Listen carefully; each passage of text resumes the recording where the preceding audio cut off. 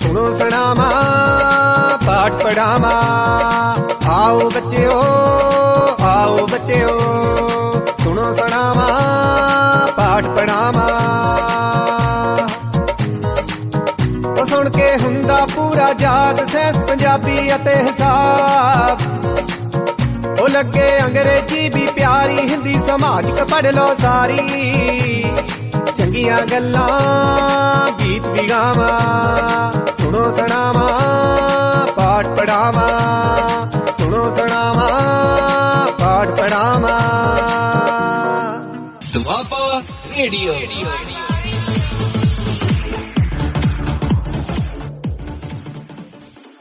Doaba radio पर आप सबका स्वागत है और मैं टीचर पूजा पारेख इंग्लिश पढ़ाती हूँ आपको, और साथ ही साथ English Dalhousie public school Dalhousie Himachal Pradesh में भी पढ़ाती हूँ।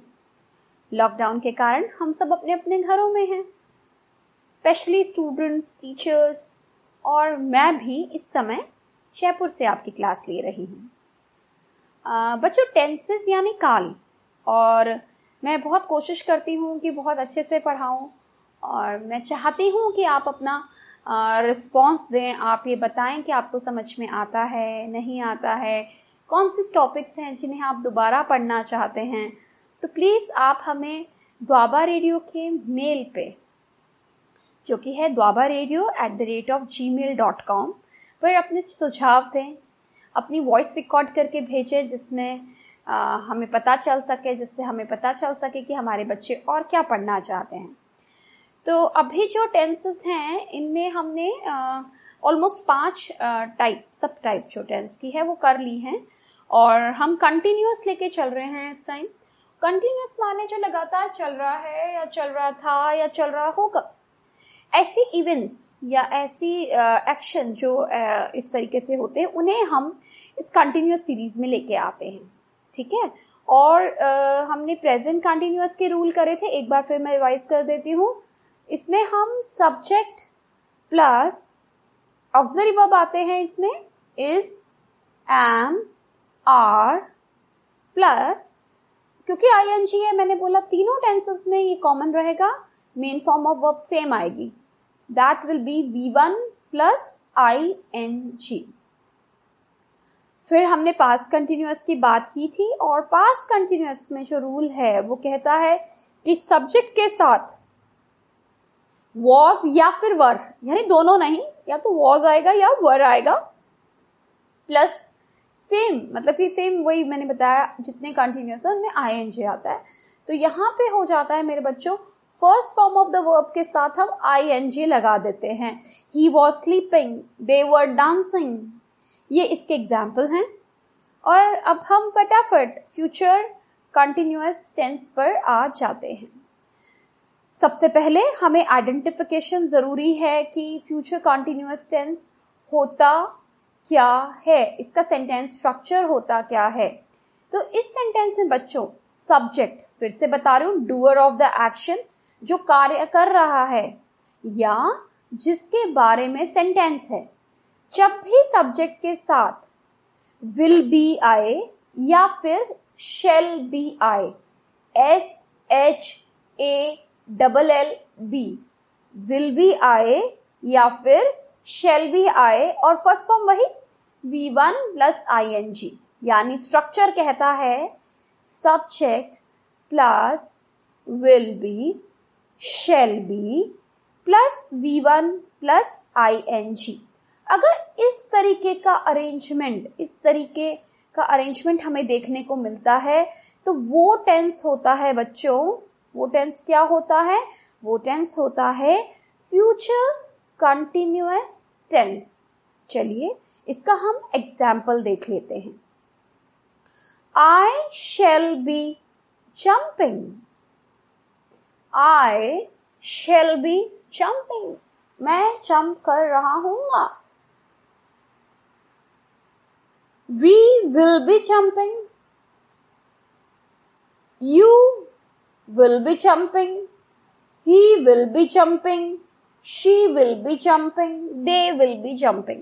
ये जो मैंने सेंटेंस में I यूज किया है या you यूज किया है, he, she, it, they, ये सब जो यूज किए हैं ये सब्जेक्ट है, और इन सब्जेक्ट के नेक्स्ट क्या ज्वाइन हुआ है, will be ज्वाइन हुआ है, प्लस ing फॉर्म है। अब इसका हम नेगेटिव बनाना शुरू करते हैं, क्योंकि हम कई बार नो में भी हमारे स्टेटमेंट बोलते हैं।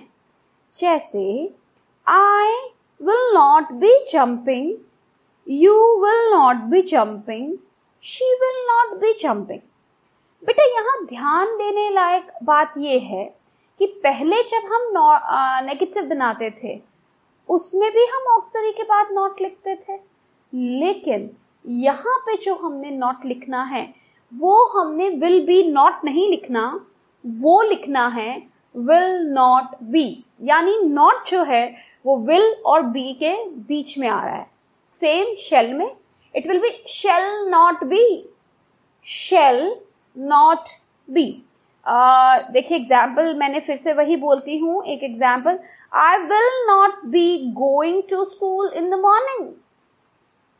will not be, not will not be, not will be not, will not भी आएगा, will be not नहीं आएगा। ये बात बहुत ज़्यादा इम्पॉर्टेंट है। अब बात कर लेते हैं इसमें हम इंटेरोगेटिव कैसे बनाते हैं।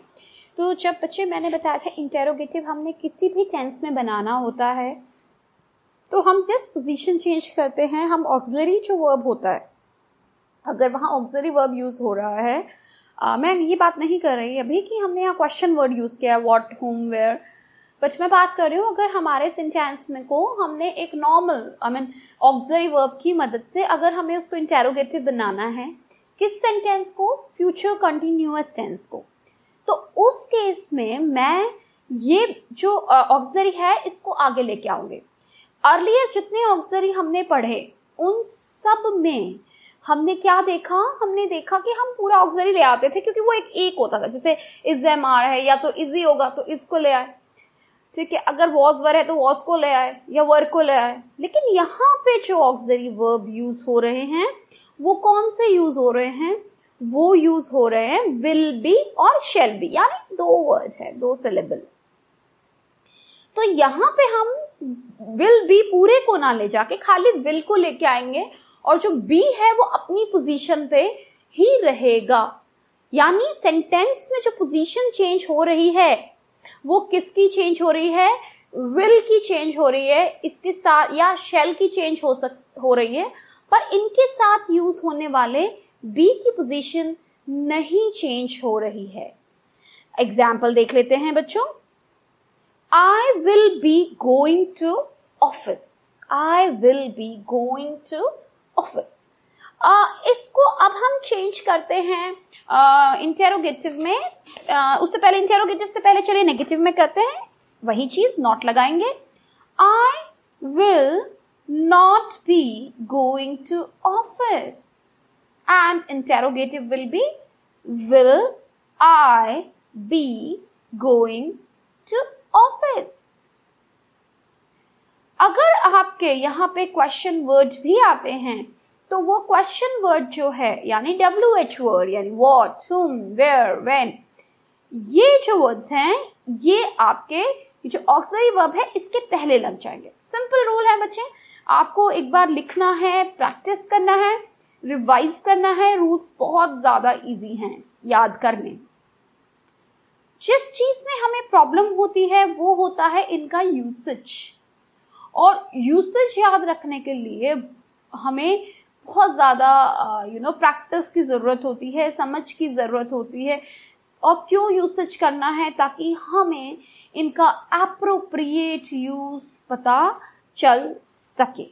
तो चलिए देख लेते हैं। Future continuous tense is used to express an action which will occur in the normal course. To express an action which will occur in the normal course. What does it mean? देखिए, कोई एक action है जो होएगा normal course, मतलब routine में हो रहा है, होगा, रूटीन में होगा। जैसे आप स्कूल जा रहे हैं, आप रोज जाएंगे, अब आपसे कोई पूछता है आप कल क्या कर रहे होगे सुबह, तो आप क्या बोलोगे? I will be going to school in the morning. ये आपका एक फिक्स रूटीन है, नॉर्मल कोर्स में आप कर ही रहे हो, ठीक है। अभी कोई इंसान है जो अपने अंकल से हर मार्च में मिलने जाता है, तो किसी ने पूछा what are your plans for March, ठीक है। So what are the plan, I will that he can answer where will be he in March. You can say he will be visiting Uncle James in March.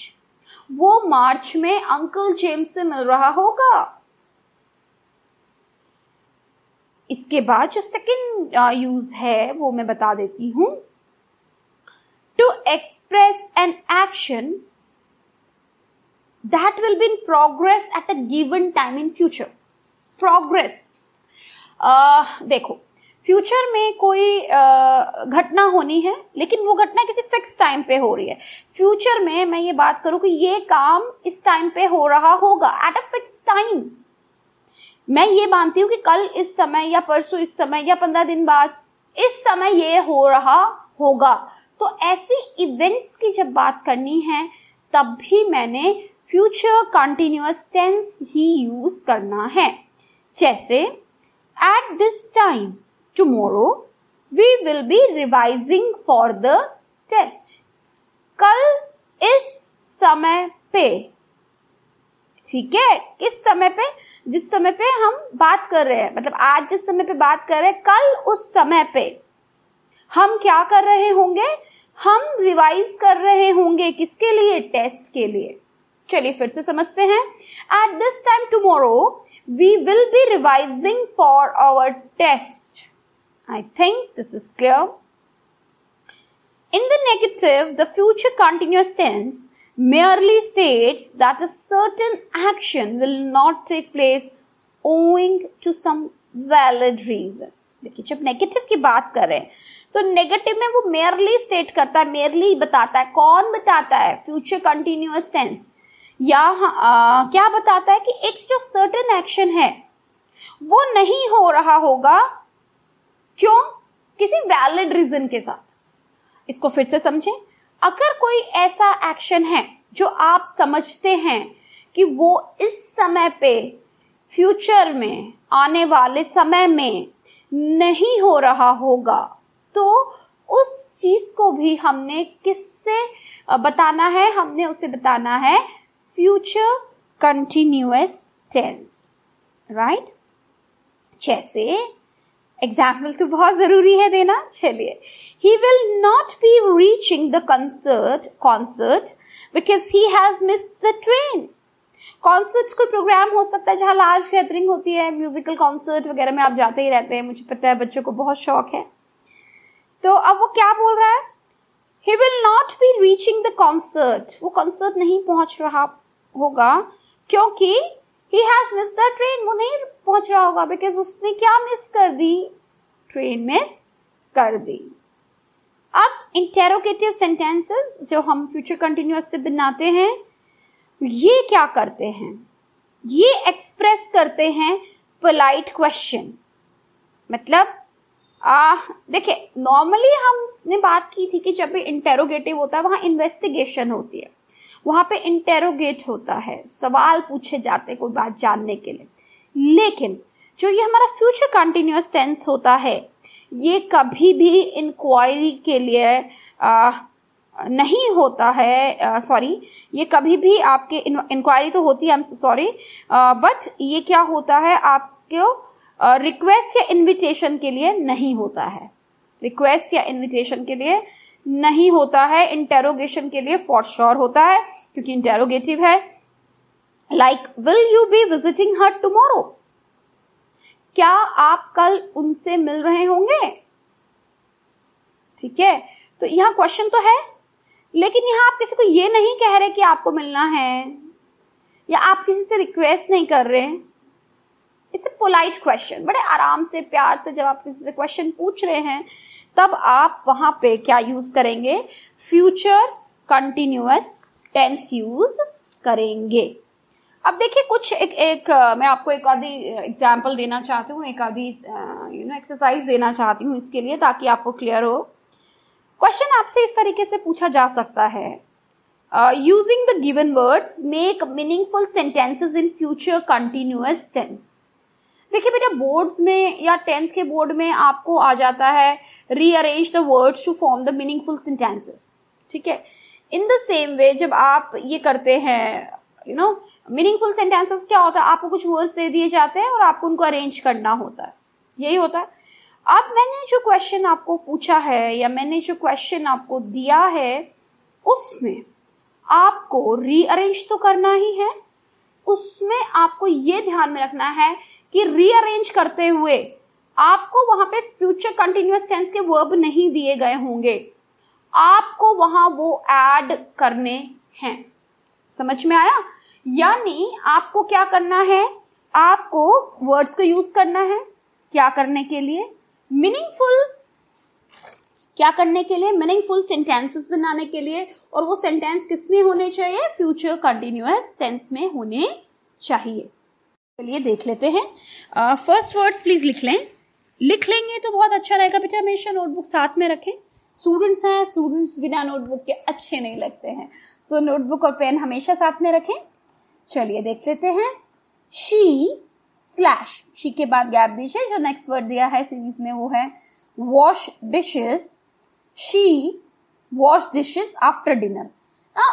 We don't have any of the clue क्या sentence बनेगा, और यहां बोला है future continuous. तो चलिए हम पहले सब्जेक्ट देख लेते हैं। हमारा सब्जेक्ट क्या है, हमारा सब्जेक्ट है she, right.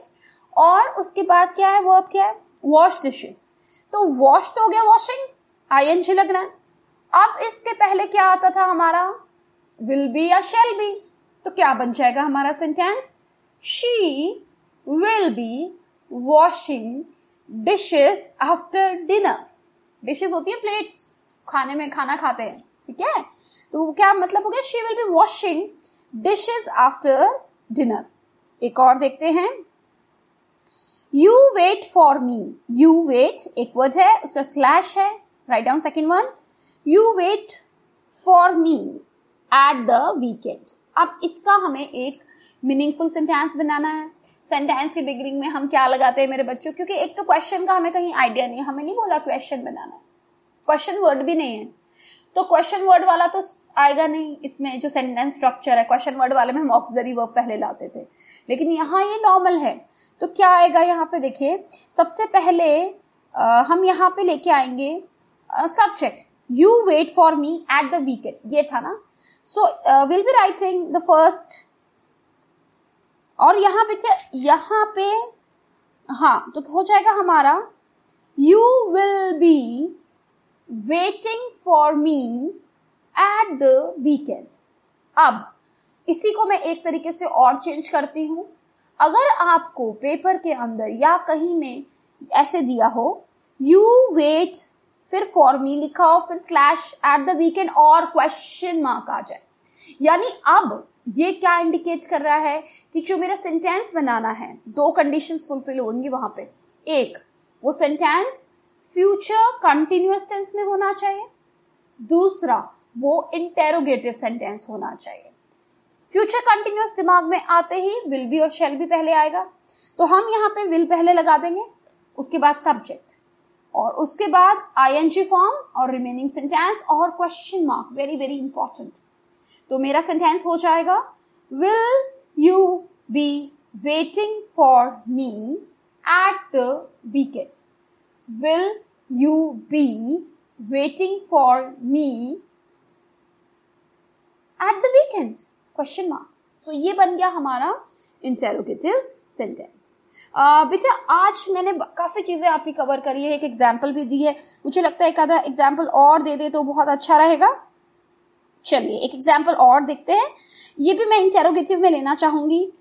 The migratory birds होते हैं बेटा जो प्रवासी पक्षी होते हैं, जो किसी कंट्री से हमारी कंट्री में आ रहे हैं या कुछ सीजन के लिए आ रहे हैं या हमारे बर्ड्स कहीं जा रहे हैं, they call the migratory birds, ठीक है। उन पंछियों को हम क्या बोलते हैं, माइग्रेटरी बर्ड्स।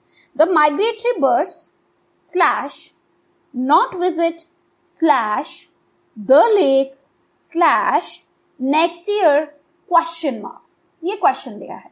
तो अब ये बन जाएगा, क्वेश्चन बनेगा तो पहले हम ऑक्सिलरी लाते हैं, वो हो जाएगा will the migratory birds not be visiting the lake next year? जो माइग्रेटरी बर्ड हैं क्या वो नेक्स्ट ईयर इस लेक को विजिट नहीं कर रहे होंगे, नहीं आएंगे वो यहाँ पे? सो इस तरीके का हमारा क्वेश्चन बनता है। आज हमने एग्जाम्पल्स भी की, मजा आ जाता है एग्जाम्पल्स के साथ, थोड़ा सा फर्म हो जाता है। जब भी आप किसी सब्जेक्ट को करें तो उदाहरण एग्जाम्पल्स से करना ना भूलें, इससे हमें चीजें लॉन्गर टाइम के लिए याद रहती हैं, ठीक है। और बेटा अब हम जो सीरीज शुरू करेंगे वो होगी परफेक्ट। जो बच्चे आपके फ्रेंड्स हैं जिनको टेंसेस में प्रॉब्लम है उन्हें बोलिए सुनने के लिए, और द्वाबा रेडियो सुनिए, सुनो सुनावा पाठ सुनिए, और सीरियसली पढ़ाई कीजिए, बिकॉज आपके लिए अच्छा है, ठीक है बेटा। ये रिक्वेस्ट कर सकती हूँ मैं तो आपसे। और फिर मैं मिलूंगी सुनो सुनावा पाठ पढ़ावा के एपिसोड में आपसे वेडनेसडे को। तब तक के लिए बाय बाय। द्वाबा रेडियो।